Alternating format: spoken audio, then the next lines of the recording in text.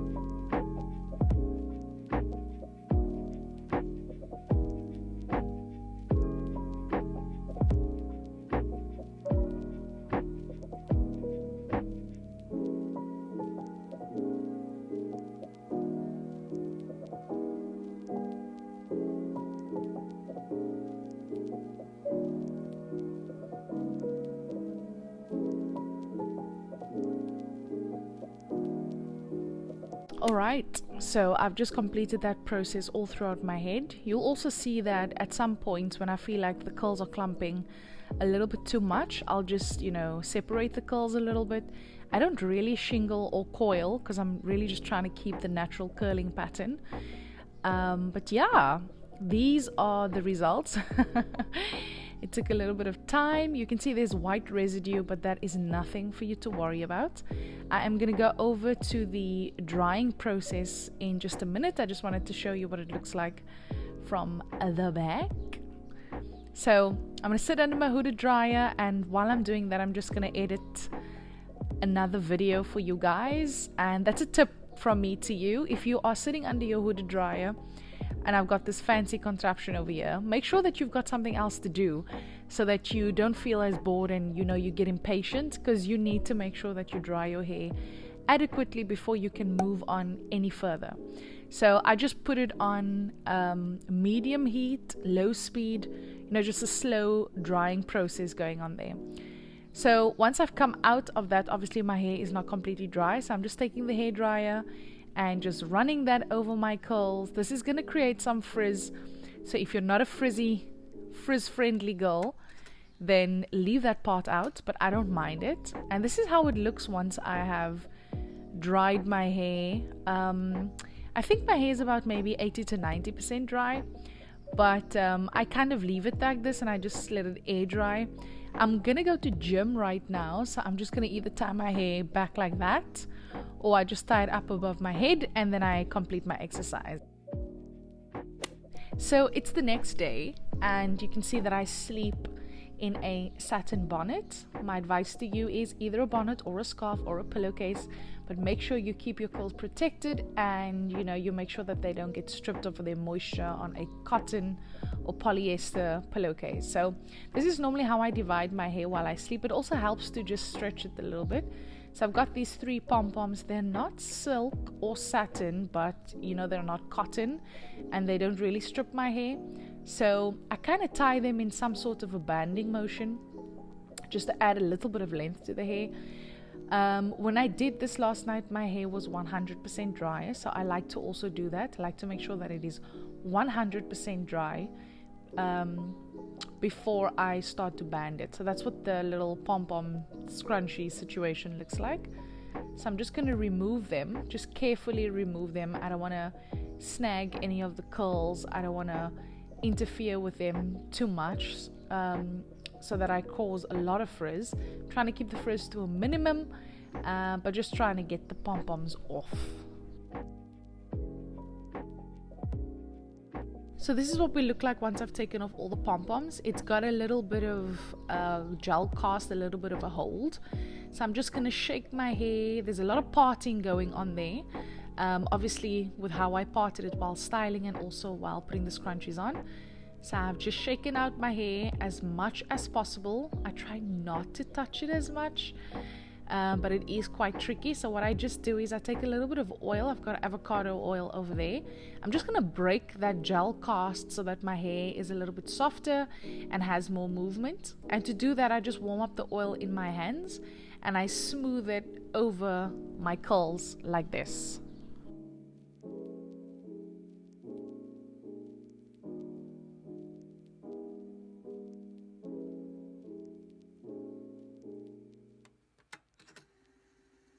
Also just massaging my scalp just to get the roots to kind of come loose because they're kind of tight once I've applied the gel, just to give my hair a lot more movement. And I continue with this process. I shake it out, I fluff it, I'm just trying to see which shape is best for me. And normally if I wasn't filming today, I would just wear my hair like this. I don't want to manipulate it too much because as the days go by, it does stretch itself out. But for the purpose of this video, I'm also going to show you how I, just get it to be a little bigger and also to just get the shape to where I really want it. So for that, you can either use a pick or a wide tooth comb. I prefer a wide tooth comb. I'm not sure why. It just feels like it works better. So what I'm doing is I'm just trying to shape my hair, trying to get it into like a rounded shape. That's the shape I like these days. So I'm not going into the root, which is contrary to popular belief. I know a lot of girls pick at the roots, but for some reason I find that if I just pick along the hair kind of shaft, it's easier for me to get the shape that I want. Also because some parts of my hair are looser than other parts, some parts are shorter and longer, and obviously I have different textures. A lot of people have different textures, if not everyone. You must be perfect if you have all your hair the same texture. So there's a lot going on, and all I'm trying to do is just to make it look a little more uniform.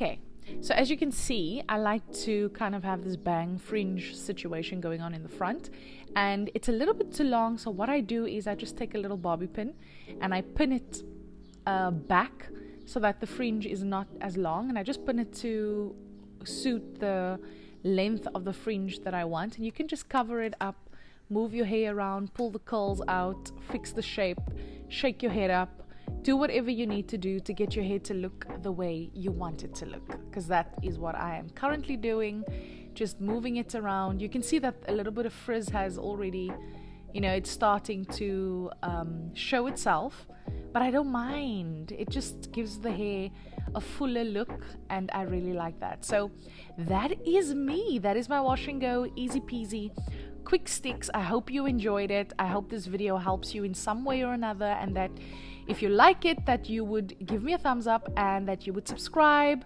so that you wouldn't miss another video. Until next time, God willing, bye.